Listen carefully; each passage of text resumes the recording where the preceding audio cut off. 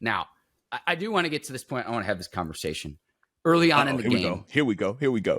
Yes. You know exactly where we're going with this. I'll wait. Early on in the game, 4th and 3. And this is where I differ from my opinion from the 4th and inches earlier. I know it. Down, here's what I'm going to say to you, Arthur. Down, distance, game situation. Mm-hmm. First quarter, you're down only 7. You're on the Colts 4-yard line. It's 4th and 3. 4th and 3 is longer than 4th and inches. 4th and inches to put the game away versus 4th and 3 in the first quarter. Mm-hmm. And it's a shorter distance. I wanted the points there. I wanted the Boswell points there.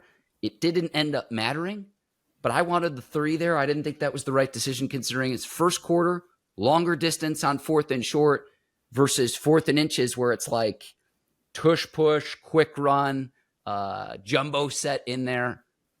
I think it's okay to have differing opinions, and I go down distance situation compared to when we had this discussion several weeks back in a short yardage scenario, Arthur. I wanted the points there.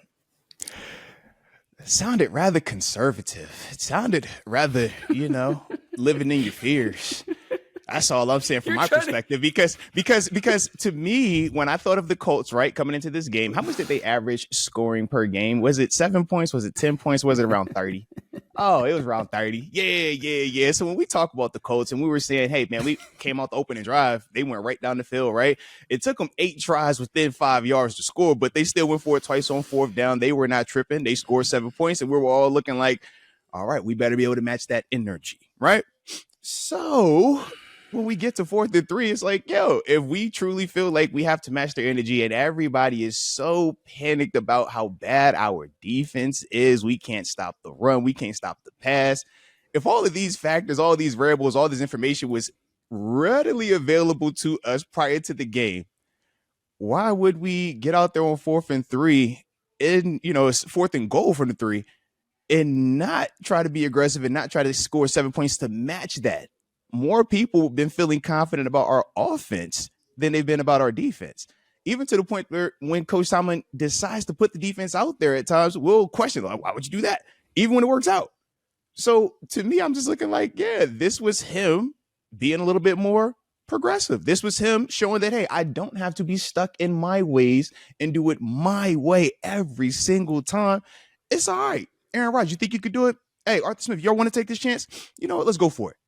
I looked at it like that. But then I also said, this is Coach Tomlin's mindset. If you don't make it, you still got 97 yards to go. Now, 97 yards to go, your thought process is they might get yardage, they might have success, but they should not score a touchdown. And it worked out. Shout out to TJ Watt. It did work out, but that was kind of the mindset from, my perspective on it. But yeah, I was like, man, shoot, if this team scores touchdowns, they're averaging dang near 30. Field goals aren't going to get it done today. And that was, how I kind of perceived that decision and why I was cool with it. That's contrary to what Mike Tomlin typically does, though, if you look at going forward on 4th down in terms of. That's why I said progressive. That's why I was like, yo, he was showing that I don't have to be set in my ways. The Steelers and that's one of the things that people knock him for. Compared to some of the other teams in the league. I know like last year, Detroit, Washington was a big win a year ago. I mean, shoot, Colts were 5 of 5 on 4th down. They were extra Philly, aggressive. Yeah. The fake punt as well. Oh yeah. Again, and people are going to say like, Mark, well, you wanted to go for it weeks ago, and then this time you wanted the points. Again, down. You were playing not to lose, man. You were playing not to lose. Okay, it's all right. Okay, that's what that comes off as. I can't wait. You were a little fearful of it, man. It's all right. You get roasted in the inter chat. It's funny because, Arthur, you've also flip-flopped here too. But hey, go back and watch the tape. I like the aggressiveness. The tape doesn't lie. The tape does not lie. I liked it. That's why I said, hey, I'm cool. If you want to try something different, let's try something different. And it didn't even work. That's the other part. Like, I should, based on how we handled the first go around, I should be up here ultra critical of it, right? This is why you don't go. But it's like, no, man, this is why you do it if you're going to do it. You're going to be thoughtfully aggressive about it. Let's do it. But I'll also say, mindset-wise, I don't feel like you're playing to lose excuse me. I don't feel like you're playing to win just because you go for it on 4th and 2 or whatever that was in that Vikings game when we decided to punt it and then make them have to march it. It's like, I don't look at that decision as you're playing to lose. I looked at it as, you're putting your defense out there because if it doesn't work, as we've seen, we're not going to say 4th and inches is 100% success rate because it's not. You're putting that Vikings offense out there dang near at midfield.